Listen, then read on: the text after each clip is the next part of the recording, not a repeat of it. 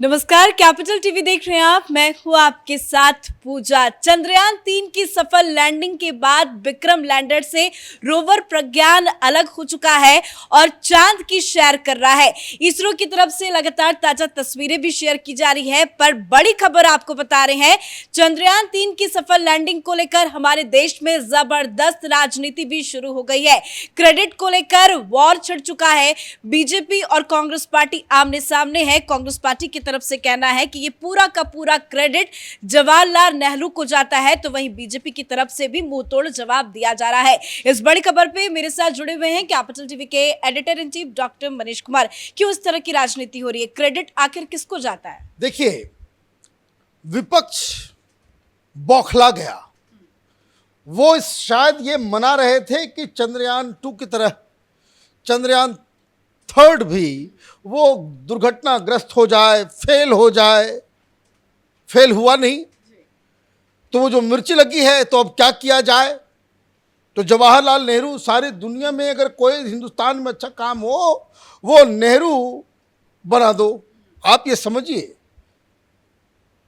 लोग बता नहीं रहे। अभी हिंदुस्तान चांद पे पहुंचा नहीं कोई व्यक्ति, और आपको मालूम है कि वहां ऑलरेडी जवाहर पॉइंट नाम का जगह बन गया है। यह ऑफिशियल है, कोई मैं मजाक में नहीं। यह चंद्रयान 1 जिस जगह पे वो गिरा था दुर्घटनाग्रस्त होके, उस समय की सरकार ने, सोनिया गांधी ने, वो कांग्रेस के तमाम उस तरह के लोगों ने जिस जगह पे चंद्रयान 1 दुर्घटनाग्रस्त हुआ, उसका नाम इन लोगों ने जवाहर पॉइंट रख दिया। अरे भाई, उस समय बेशर्मी नहीं समझ में आ रही थी आपको? आपको दिक्कत हो रही है कि भाई ये सफल हो गया, इसका इस्तेमाल चुनाव में होगा। होना ही चाहिए, होना भी चाहिए।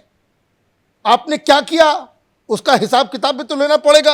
अब आप देखिए, मल्लिकार्जुन खड़गे क्या लिख रहे हैं, लंबी चौड़ी कहानी लिख दी, और वो भी हिंदी में। पता नहीं कितनी हिंदी आती है। हिंदी के खिलाफ ये तो जहर उगलते रहते हैं। मतलब साफ है कि जब नेता अलग ढंग से काम करता हो, अननेचुरल तरीके से, तो आप समझिए कि उसकी पीड़ा जो है वो चुनाव से जुड़ी हुई है। हिंदी में इसलिए ट्वीट किया जा रहा है कि हिंदी भाषी क्षेत्र में जो है वो उसका इंपैक्ट, क्योंकि साउथ इंडिया में तो बीजेपी है नहीं, फायदा उठेगा तो हिंदी। तो आपने हिंदी में लिख दिया, सारी चीजें लिख डाली, इधर से उधर, इधर से उधर। ये उपलब्धियां पंडित जवाहरलाल नेहरू के विजन का प्रमाण है, जिन्होंने इस बात पर जोर दिया कि साइंटिफिक टेम्पर ही एक स्वतंत्र राष्ट्र के विकास की भावना को आगे बढ़ा सकता है। सारे लोग कह रहे भाई इसरो तो बनवाया किसने? जवाहरलाल नेहरू। लोग जो है छाती, भाई इसरो बना है 1969 में। जवाहरलाल नेहरू उस समय जीवित थे क्या? कुछ भी क्रेडिट डाल दो। और मैं आपको कुछ बताता हूं, कुछ आंकड़े, जो फैक्ट और सही चीजें जो है, जो इस देश को जानना जरूरी है। और प्रधानमंत्री मोदी अगर इसके लिए क्रेडिट ले भी रहे हैं तो ही डिजर्व्स इट। कारण आपने कितना खर्च किया इसरो के ऊपर। भैया आप देखिए, रॉकेट मैन, रॉकेट बॉयज एक सीरीज आई हुई है। हर हिंदुस्तानी को वो देखना चाहिए। आपको समझ में आएगा कि किस तरीके से हिंदुस्तान के साइंटिस्ट फंडिंग के लिए इन नेताओं के सामने भीख मांगते थे, नाक रगड़ते थे। इसका जिक्र हालांकि बीजेपी की तरफ से अमित मालवीय ने भी किया है। जरा ये ट्वीट देखिए कि इसमें उन्होंने साफ साफ कहा है कि यूपीए की गवर्नमेंट ने इसरो को फंड नहीं देती थी। फंड ही नहीं देती थी। और काम क्या किया, मैं आपको कुछ बता दूं। अब तक इसरो जब से बना 1969, ये नेहरू जी की मौत के बाद बना इसरो, 1969 से अब तक टोटल 89 मिशंस लॉन्च किए गए हैं। मतलब स्पेस में हमने मिशंस भेजे हैं। टोटल कितने? 89। कब से? 1969 से। ये 60-65 साल में जब मोदी सरकार नहीं आई थी, तो टोटल आपने जो भेजे वो उसका 47, इस 89 में 47, ऑलमोस्ट हाफ मोदी सरकार के रिजीम में। तो भाई आपने जो 60-70 साल में जो कुछ किया, प्रधानमंत्री मोदी ने 9 साल में वो करके दिखा दिया। क्या कह रहे हो यार? उसके लिए पैसे लगते हैं, विजन होता है, लीडरशिप होती है, आप फैसिलिटीज देते हो, दुनिया जहां जा जा करके आप प्रधानमंत्री मोदी एग्रीमेंट साइन करते हैं। कुल मिलाकर के हिंदुस्तान ने अब तक, जब से बना 1969 से अब तक 424 फॉरेन सैटेलाइट्स, दूसरे देशों के सैटेलाइट्स को हिंदुस्तान ने भेजा स्पेस में। 424 अब तक पूरा। और मोदी सरकार के दौरान कितना गया? 424 में 379। मतलब आप ये समझ लीजिए कि 35, ये 424 में सिर्फ 35 सैटेलाइट आपने मोदी सरकार से पहले भेजा। ये कब से? 1969 से। और प्रधानमंत्री मोदी आते हैं और ये सारा कुछ करते हैं।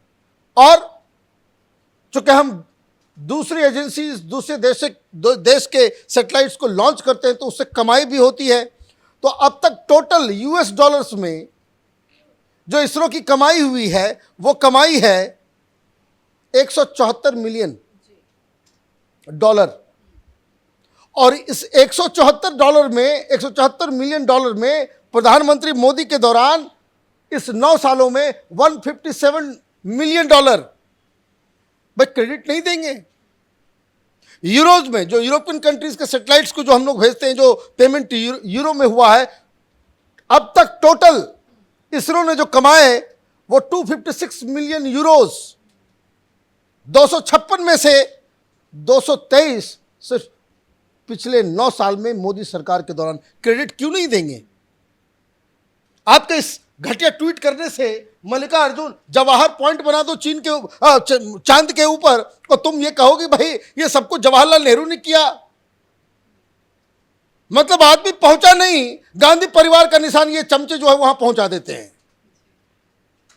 तो ये विपक्ष की जो है वो उनको मालूम है कि ये एक बड़ा मुद्दा बनने वाला है। 2024 में असेंबली इलेक्शंस में लोग प्रधानमंत्री मोदी की ऑलरेडी पॉपुलैरिटी जो है बहुत ज्यादा है, तो वो तो होगा ही। लेकिन विपक्ष को तो इस बात से दिक्कत हो रही है कि पीएम मोदी वर्चुअली क्यों जुड़े, क्योंकि राष्ट्रीय जनता दल की तरफ से भी कई ट्वीट सामने आए हैं, बकायदा पीएम मोदी का वीडियो भी शेयर किया गया और वो लिख रहे हैं कि पीएम मोदी ने ये सब कुछ पब्लिसिटी के लिए किया है। राष्ट्रीय जनता दल की तरफ से ट्वीट करके लिखा गया कि पीएम मोदी भली भांति जानते थे कि दुनिया भर के चैनलों पर कल चंद्रयान 3 की ही खबरें होंगी, जिसके लिए वो भारत द्वारा दिए गए फुटेज पर ही निर्भर करेंगे। बस फिर क्या था, वही हुआ जो हर राष्ट्रीय अंतर्राष्ट्रीय महत्व के अवसर पर होता है। वैज्ञानिकों को पीछे ढकेल जनाब खुद ही हर जगह पसर गए। ये कैसे शब्दों का इस्तेमाल कर रहे हैं? देखिए ये पागल हो गए हैं, दे हैव गॉन रोग्स, खत्म। जिसको कहते हैं ना बुद्धि मति भ्रष्ट हो जाए।